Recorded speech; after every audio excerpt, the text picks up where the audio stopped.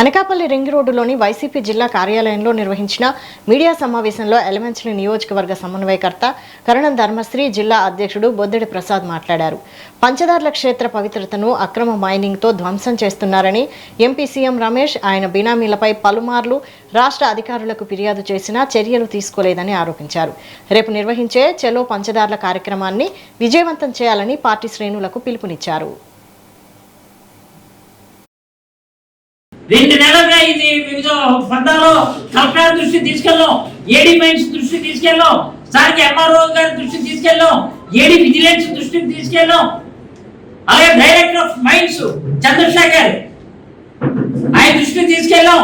లేదు అని అంటే Mukesh Kumar Meena, principal secretary Mukesh Kumar Meena, principal secretary mines రాష్ట్ర స్థాయిలో తీసుకెళ్ళాం. ఒక్కడు కూడా స్పందించడే. ఇది చాలకన్నట్టు ఈయనకి ధీటుగా ఆ పక్కన మరొక 5.5 హెక్టార్లతో లక్ష్మీ నరసింహ మినరల్స్ వాళ్ళకేమో సర్వే నెంబర్ 156/1 పార్ట్ అదేమో అక్కడ మరొక వ్యక్తికి మీరు లక్ష్మీ నరసింహ మినరల్స్ వాళ్ళకి ఇచ్చి వై శ్రీనివాస్ పేరు మీద మళ్ళీ లీజ్ ఆర్డర్.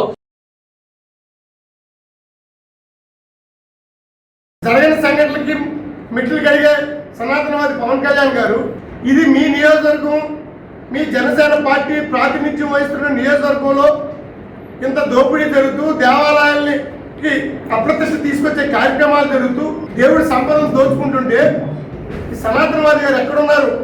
కనీసం మీరు స్పందించిన అవసరం లేదా? ఇదేనా మీ సనాతన ధర్మం? ఇదే కాదు, దేశవ్యాప్తంగా బీజేపీ పార్టీ ఎజెండా ఏంటి? భారతీయ జనతా పార్టీ ఎజెండా హిందుత్వం.